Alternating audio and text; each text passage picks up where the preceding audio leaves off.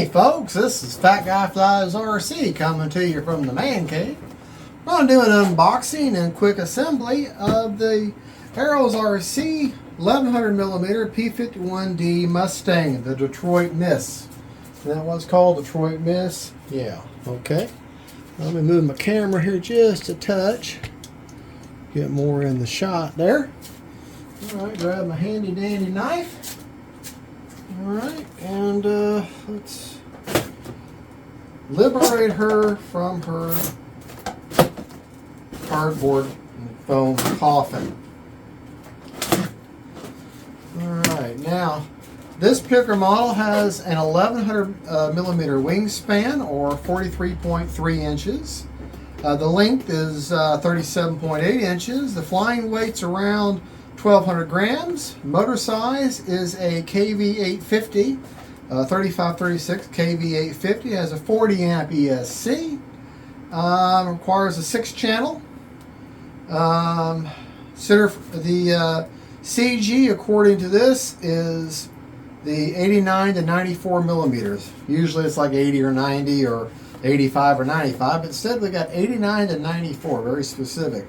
You're running a 10 by 7.5 prop, and the recommended battery is a 2200 3S. Now, to be honest, I'll be flying larger than that, but we will see. Let's get her unboxed real quick and see how the parts are. It's a very good looking model. I do love that yellow and the yellow on the four-bladed prop, and also the red wingtips. That really is very attractive. Now this should be a very similar build and assembly to the T28 from Arrows. The wing is in a single piece. The entire model is packed very well. Again, you're going to have the only spar that you're going to have is a small carbon fiber spar for the tail. Yeah, well, some of the decals are peeling up. That's unfortunate. But let's see what is in. Oh, I got something in there. Oh, okay, your little bag of goodies. Always look down little cracks and crevices. Looks like the slide in some of the drop tanks there. Very nice with the scale detail on there. Okay.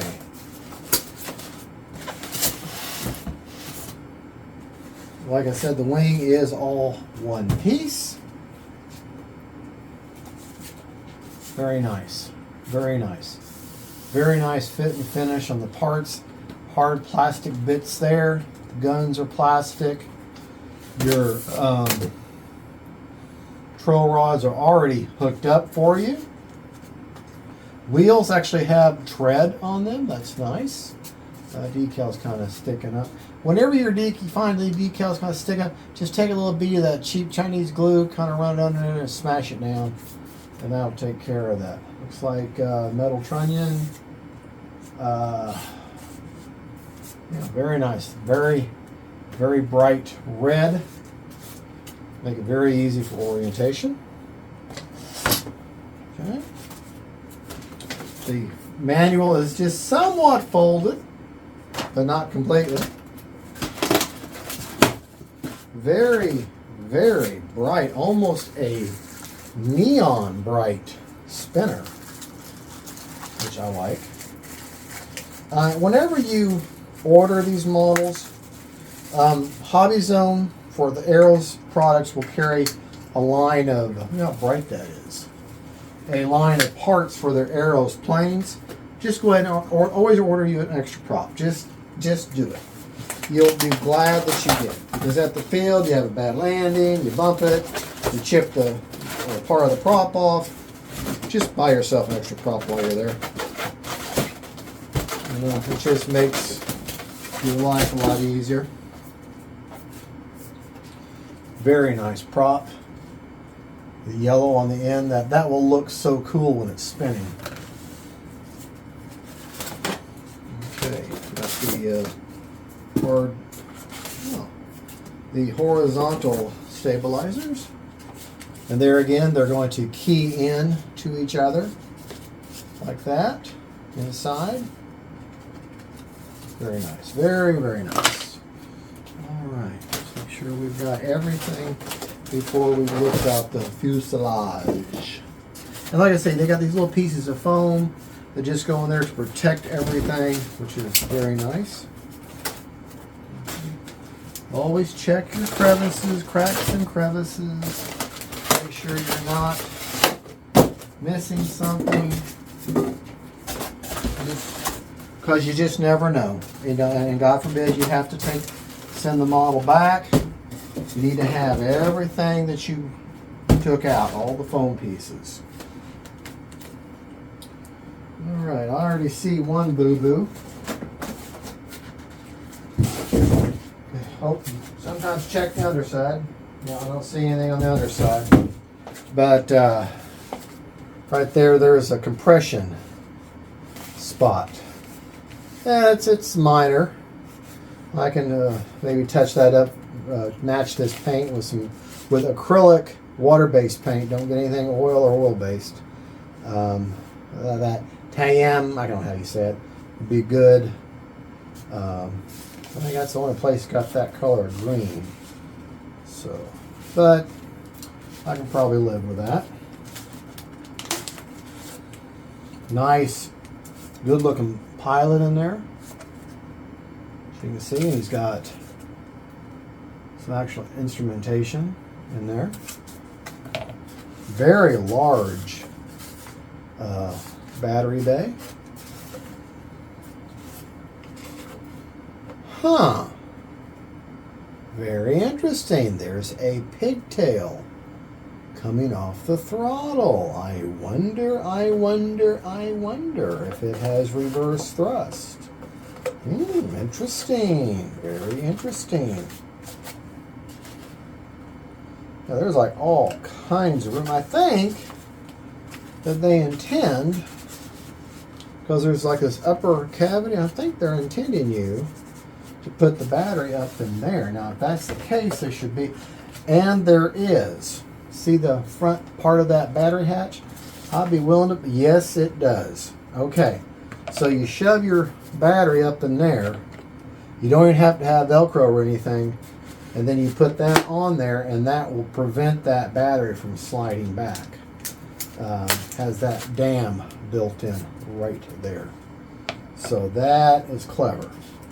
And then that leaves all this area open for receiver space. You got the, oh, and that's hard plastic there. Yeah, steerable tail wheel. Yeah, and yeah, this is going to be very, very, very simple.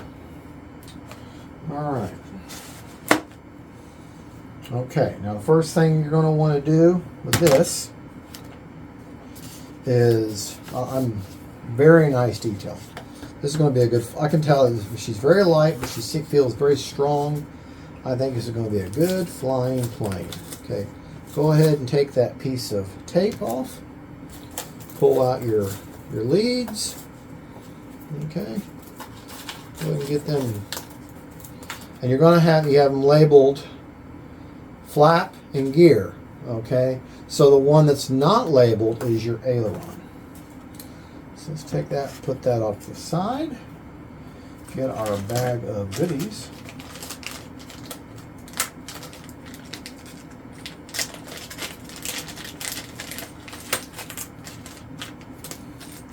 Okay, and you've got, looks like 32 millimeter. Looks like you got 1, 2, 3, 4 of them, 5. You get an extra one, and then 2 of the screws that hold in your vertical stabilizer, and then you get extra of those. I like it when they send extra. I do like that. There may be an extra and longer one.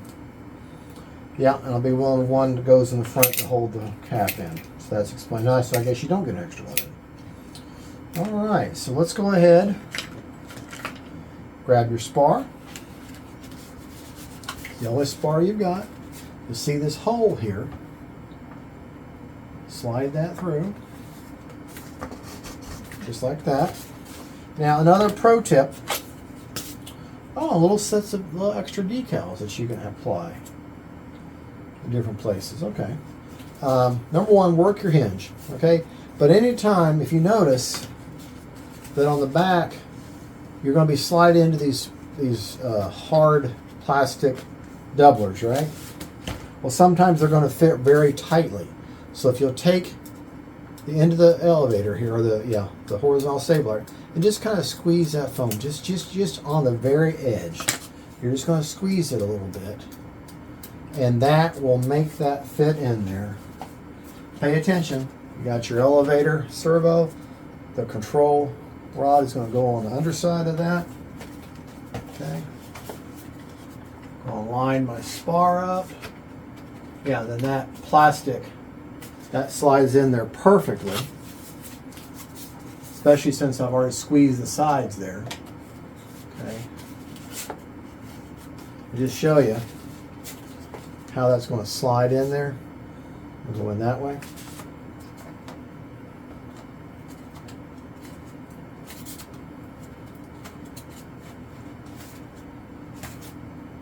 And looky there.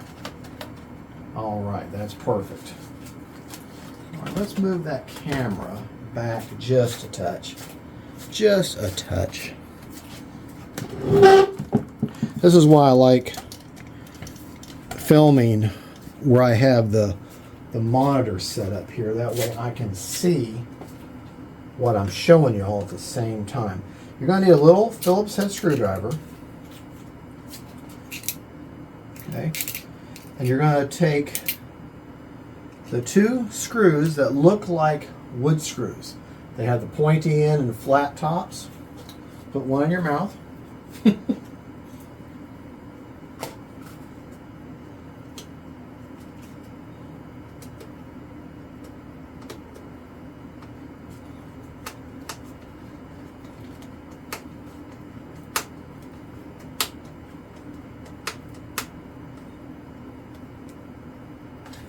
Okay.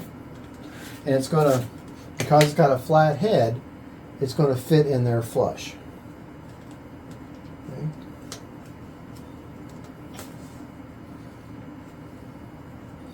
Move my wing here. Grab myself a little bit better of a screwdriver.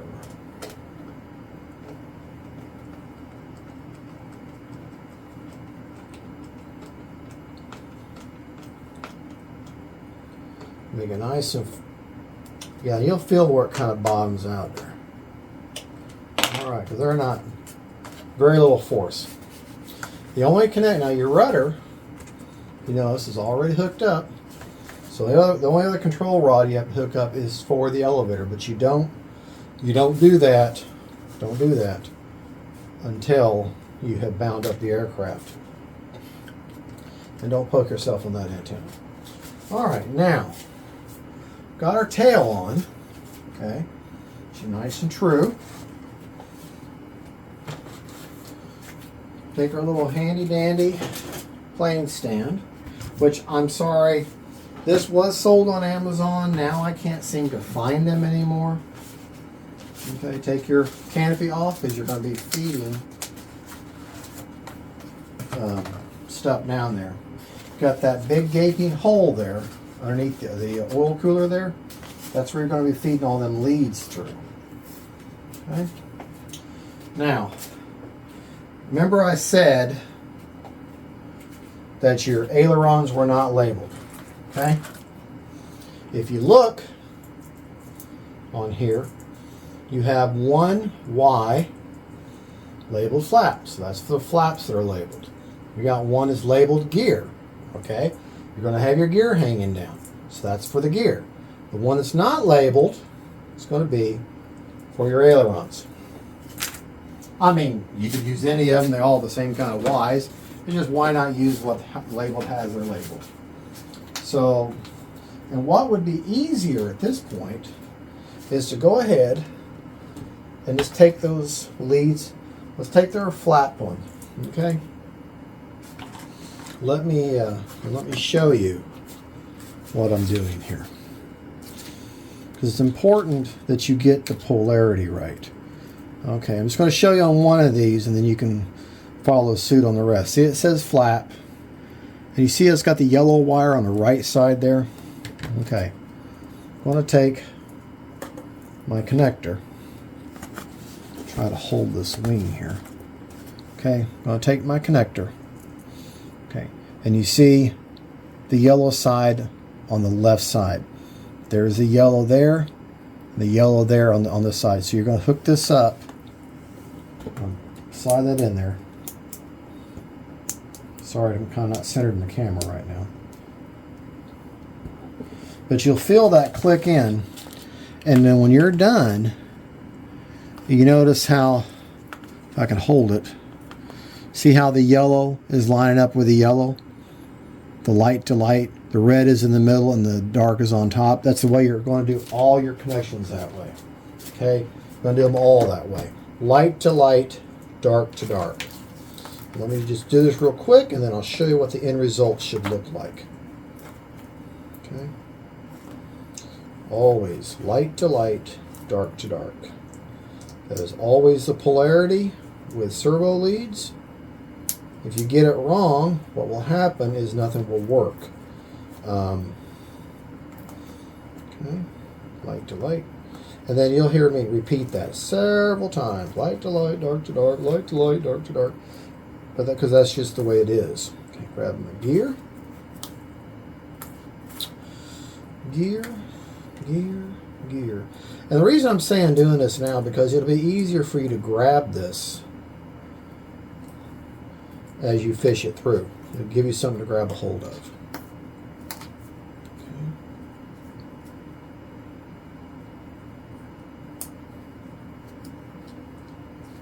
And I love these pigtail connectors. They lock in that servo. You don't have to worry about your servo coming undone. It's just a good thing to have. And I'm sorry, I know you can't see what I'm doing. I'm going to show you what it looks like when it's all done. I might just fast forward through while I do this little part here. But about done now. So, all right. So, this is the aileron. Okay, you should see the light. Yellow's going all the way up one side. Yellow's going all up one side. Flat, same way. Okay, you're going to have all these pigtails here. Everything hanging down, light to light, dark to dark. Okay, so you're going to fish all that through that hole. Okay. Maybe.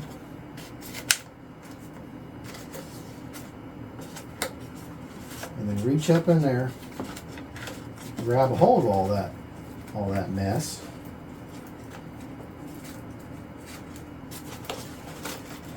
Okay. You're going to rotate your wing in. Pick them all up. Rotate your wing in. Look up in there. Look up before you set that wing down. Look up, make sure everything is hanging down freely. Okay. And then you want to rotate wing down into its saddle. Okay. All right. There's no weird gaps on either side. My wires are hanging down freely. Okay. So now I'm free to connect my wings. Now I'm going to take these larger 32 millimeter screws. 2 millimeter hex drive will get it done. I'm going to drop them in there. And just like when you put tires on a car, you're lining up your lug nuts. You always rotate, okay? You don't just go all the way around. You crisscross back and forth in a crisscross pattern. That is always the way you want to put your wings on. Anytime when you've got multiple connections like that, okay? Almost don't even need a plane stand. And it has a very obvious bottoming out point. Remember, it's already in that cradle and already in that saddle there.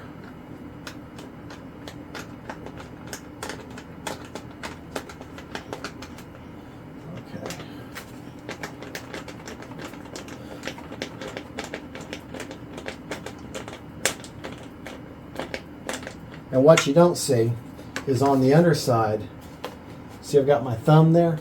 I can feel that seam getting smaller and smaller as I tighten in. Yeah, has a very obvious bottoming out point. Okay, and then here, if you watch, see that gap there? I'll try to catch this and pay attention to this gap here, okay? That's kind of at an odd angle for me.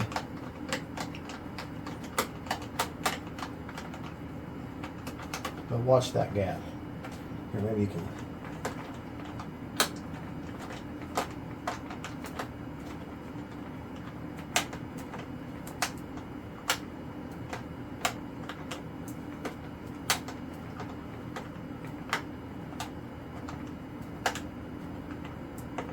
Come on.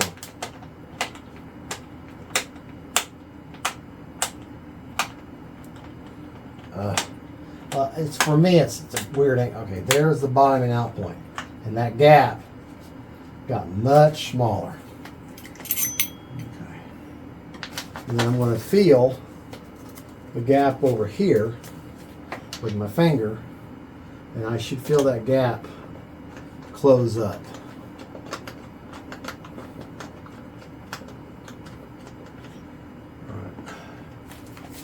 Gets tiresome holding it.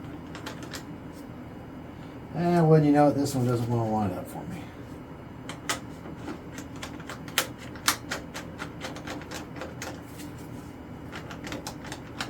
There it goes. Just had to bounce a little bit. Finally found purchase. I'm putting my finger back on that gap, and I'm feeling that gap becoming almost indistinguishable. Yeah, and there's that very obvious bottoming out point. Okay, so now the basic build of the P-51 is done. Let's put the prop on. Let's put our tanks on first. All right, I guess it doesn't matter right to left.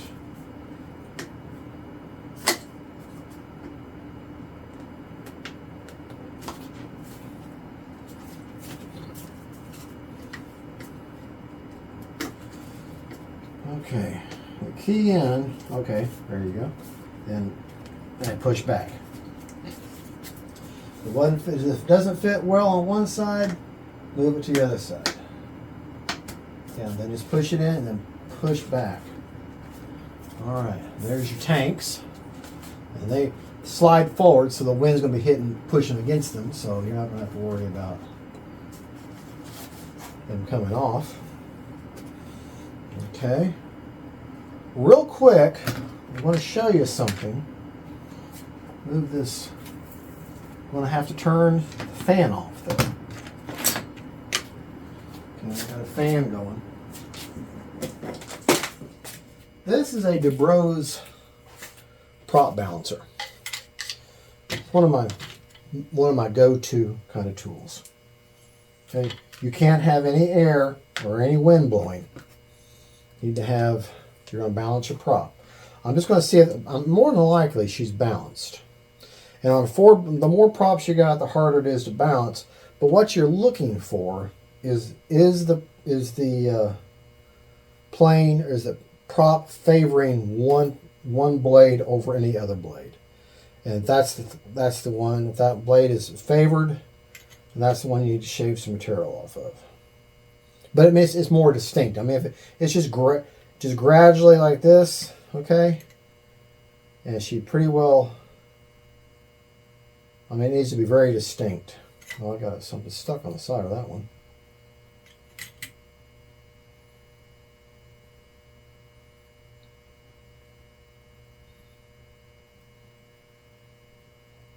What I'm looking for, this is the prop that appears to be heavier. I want to see to quickly want to drop. Well, okay, it is dropping fairly. Let's see if it goes back to favor that one there. This blade here. It's not bad. It's not bad at all. So what I would do, take a sanding block on the other back side, not on, let me make sure I got the right one here. I hate to shave material. Okay, so it's that one there. On the back side, I don't want to get that paint off of there. And all I'm going to do is take a little soft, you could put tape on the other three, or you can just take a little more effort. And I'm just sanding the surface of this prop. It does take a little bit. I mean, it's a little bit of effort here. Okay. And you're removing some material off that prop. Okay. All right, it's on top now. You may have to do it several times. Okay, it's right there. Let me put it off to one side.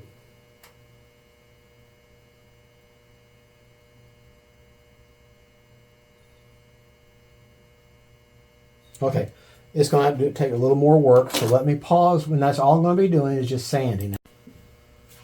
All right, after a bit of a workout, she's pretty well balanced now. I got the one shaved off there, and she still slightly wants to favor that one, but not anywhere near as distinct. In fact, now the four props are holding their position. So, and that's just how it takes a little bit of work. That's how you do that. Okay, it's not hard, but to me it's a better choice than at the field putting bits of Scotch tape on the back side of your prop.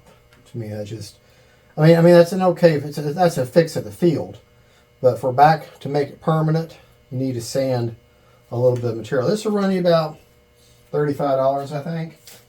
And it can work for almost all props. So, all right, now you're going to take, you see that has an octagon type shape.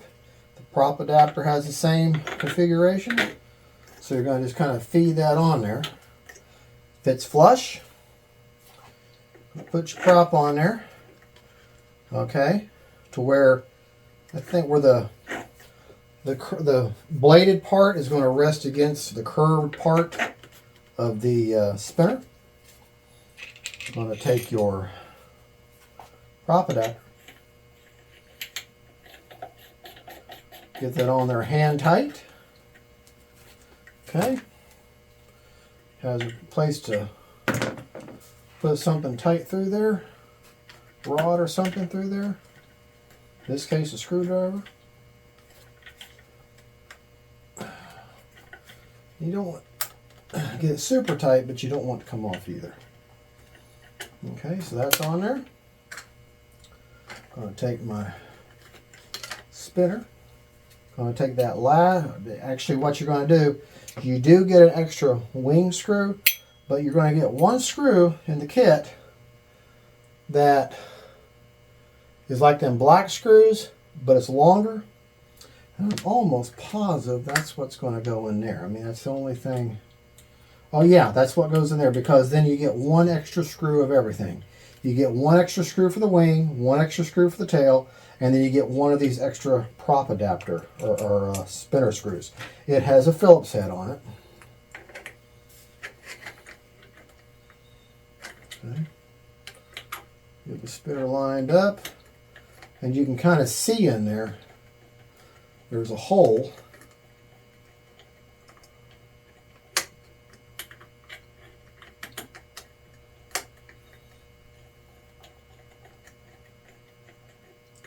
Oh, hold on, it's not wanting to line up for me. Okay. There we go.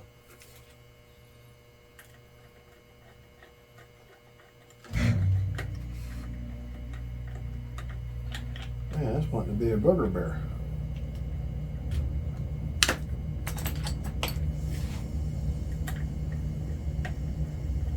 There we go.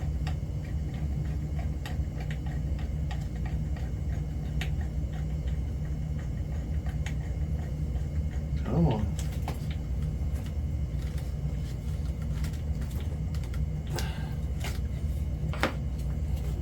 There we go. And in sanding, because I had this on the deck, I ended up rubbing some yellow off my prop. So, oh well. Oh. And I do like the fact that it is painted in the invasion stripes. That's going to look really good on camera and make good for orientation. And that is one good looking model. Okay, that is the Arrows RC Detroit Miss. And there you go. Thank you for watching. A big shout out to Hobby Zone for sending this out to me. I really appreciate it for a review. And hopefully next couple of days, I should be able to get a maiden in for you. I've also got the T28 and also the Arrows Husky, the special edition. Okay, stay tuned. We're going to come back. We're going to do a radio video on how to set her up and everything. We'll investigate whether she's got reverse thrust or not. Bye-bye.